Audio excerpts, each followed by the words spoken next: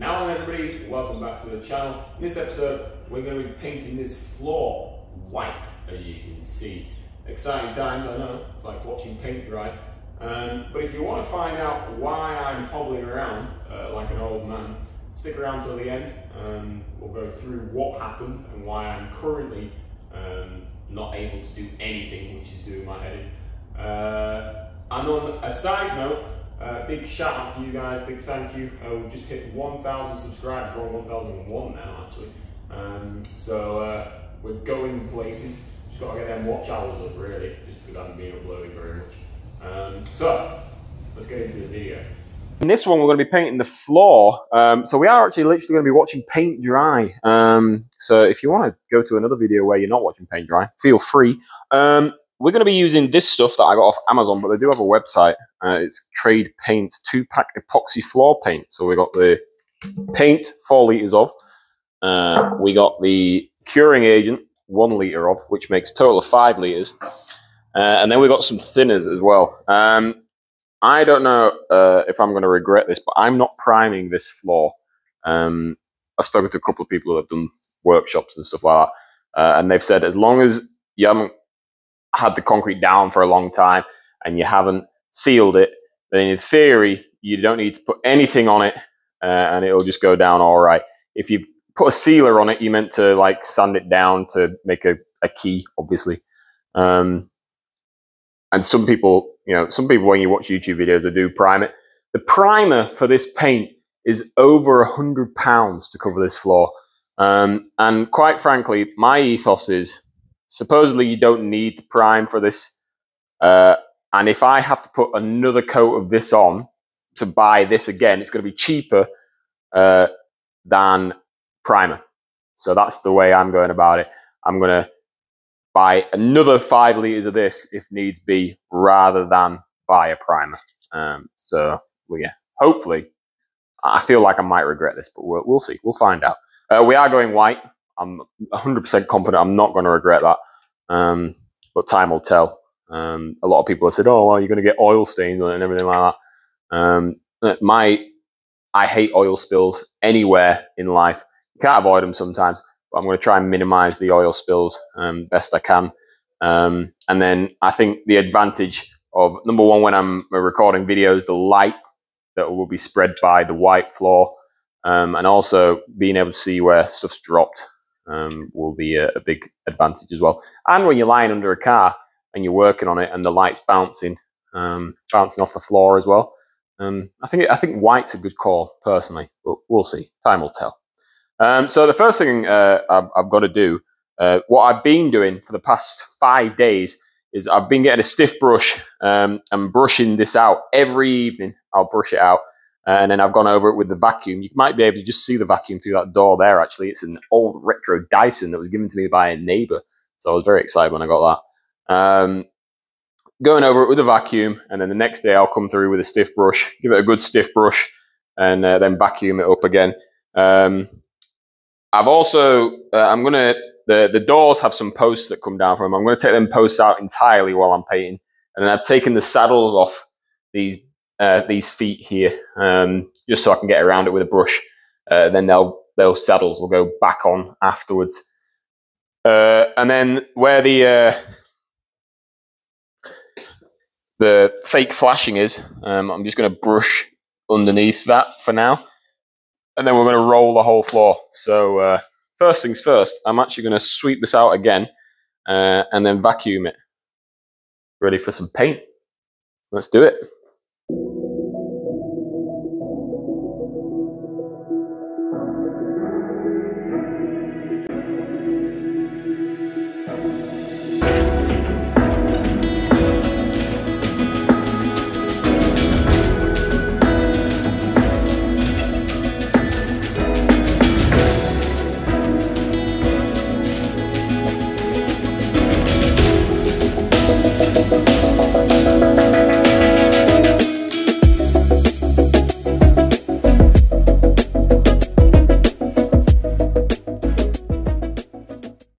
All right, so we're ready for the paint. We've taken all the posts out. We've hoovered, swept, etc., etc. We're going to be rolling the floor. We've got one of these. I've used these before. This is from B&M, believe it or not, the 9-inch Power Coat replacement sleeve. It's for a big roller made by Harris, and it does actually make a massive difference. I think it definitely coats the area a lot better than your conventional roll. It's just a bit bigger. It's a bit more poofy, shall we say. And then we just got some cheap brushes, which we're going to do the outside edges with. We've also got a mixing pot, which I couldn't believe. I just found this just now. When you get this off Amazon, it's going to arrive all taped up because it's been posted, obviously. So we've got to take the post off, the tape off. And obviously it's got the little clasps on the lids as well. Where's the end of the tape? There it is. So you got to peel all that off, obviously.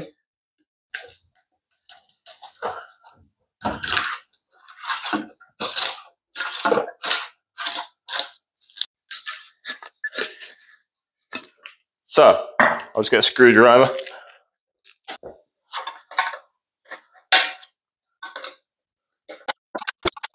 Jobs are good. Get rid of that.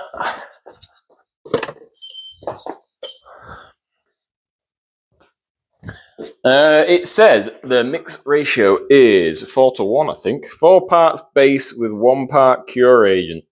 There you go. All right. So I'm going to mix this up.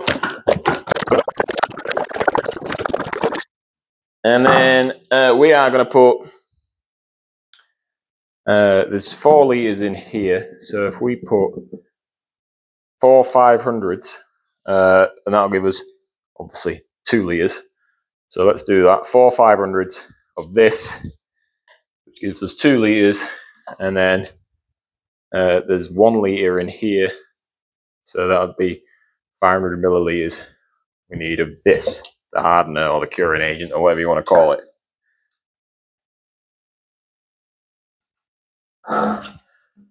Somewhere I do have an actual stirring stick with a pry bar on it for this job, but I don't know where that's gone, so we're just going to deal with it.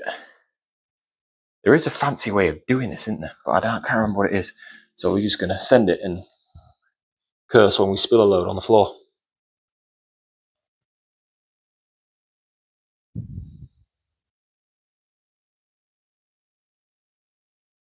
Right, that's 500.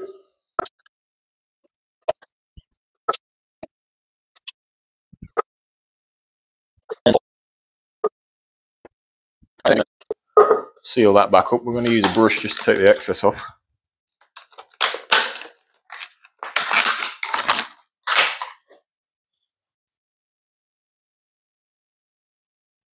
So when you put a lid on paint, best way to do it is put it on like that, then get the tin, tip it upside down, and if there's any way of air getting in there, it's sealed off now by more paint, obviously. Is this the hardener or the thinner? That's the thinner. So we're going to put the hardener in now. Give that a mix up.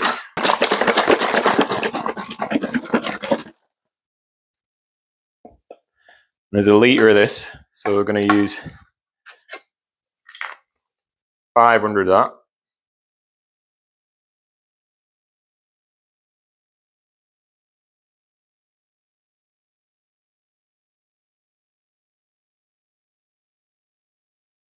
There we go. That's 500 of that. Dump that in. All right, we've got a roofing lap for mixing this up.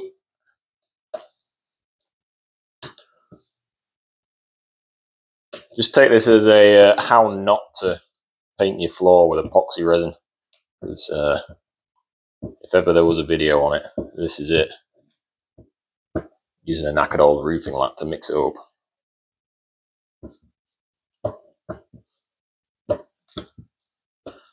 This is already pretty thin. Don't know if the thinners are really necessary.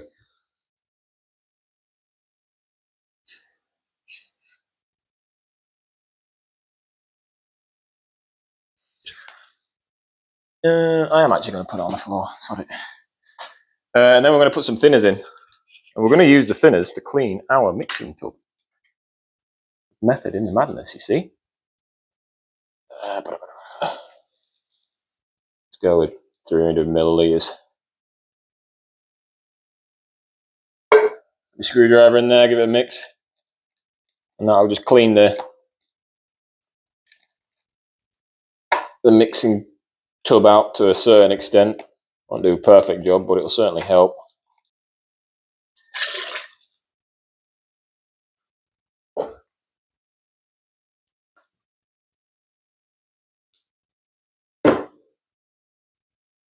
If anybody's watching this that does this for a living, I know you're probably crying right now. I don't blame you. I would be if I was watching somebody fabricate in such a bodged manner, but here we are. I don't do this for a living, if anybody was ever wondering. Take them brushes out of the way.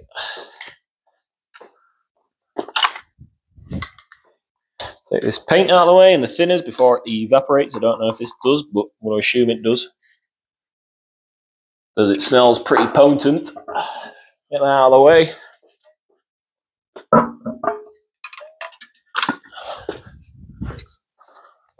Dollop any drops in just with the brush. Spread them out.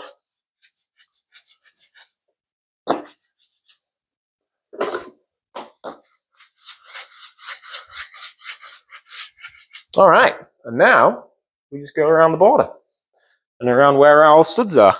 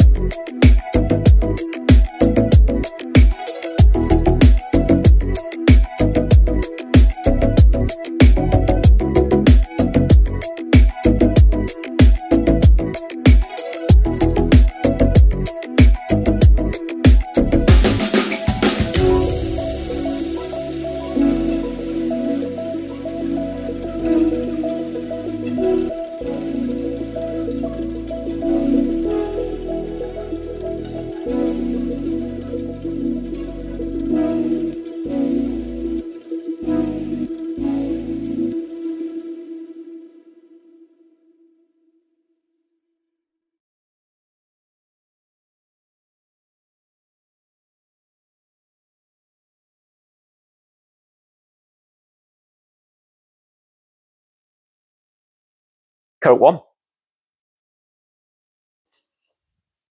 So it's Saturday morning now, and the second coat's going to go on. I just want to make some notes really before progress. I've never done anything like this before, so this is sort of like a gamble. The paint I think was about just over 100 quid, and it's a 2-pack epoxy. And now when I watch the videos online, people just tip it all in and then do it. And a lot of them actually just pour it on, but I think that's a different kind of resin, or they use a large quantity of it. And I didn't want to do that because I didn't know how far this paint was going to go because I hadn't got a primer or anything like that. And I'm not disappointed with how far it went, but I think without using the primer, it definitely doesn't go as far as the description says. I mean, I've still got another coat to put on this, so, and that's why I did it in 2 coats. I think I'm a bit concerned that maybe doing it in 2 coats might not make it as strong. It might chip or something like that, but only time will tell us that.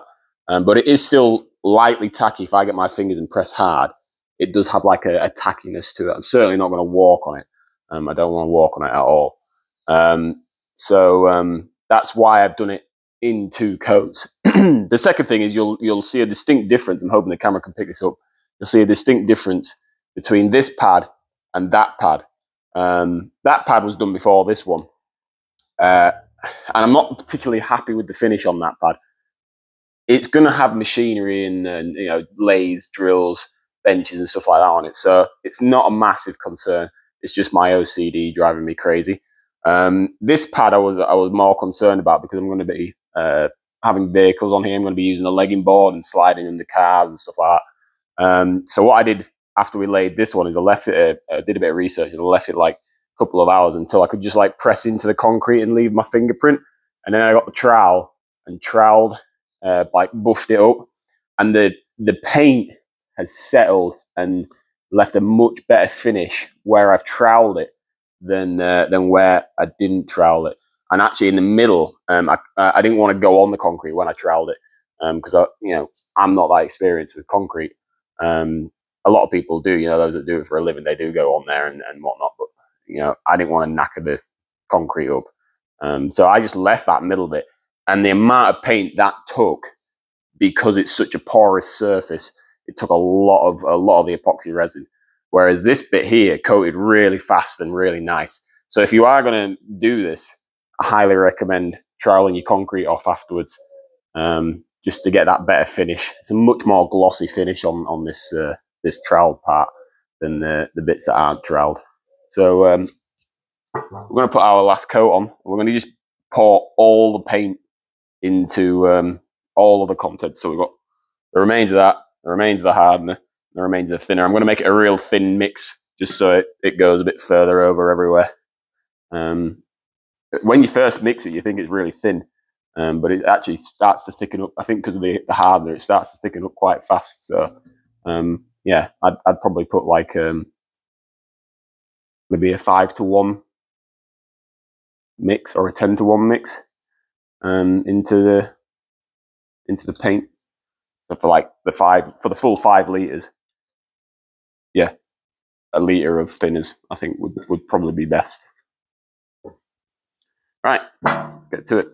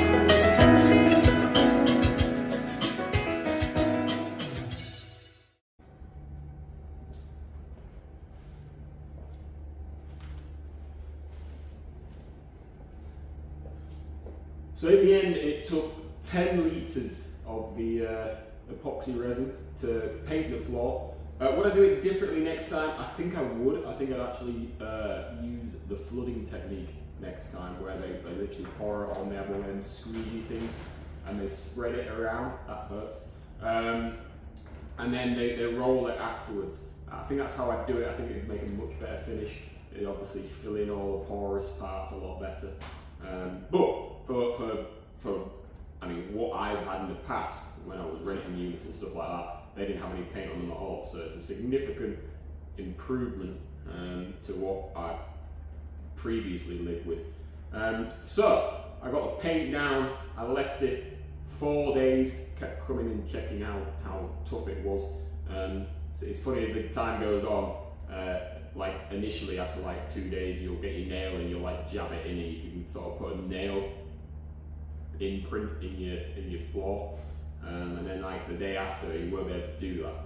So I left it 4 days, and I went and got my Elliott Progress number 2G pillar drill. This is my baby. It's my probably the pride and joy of my workshop, to be honest, at the moment. I got this for a steal a few years back, paid £200 for it, and it was an absolute bargain. It has got a slight bend on the shaft, but we'll go over that at a later date. So I went and got that from my mum and dad's, along with some larder parts, and got it on the back all right.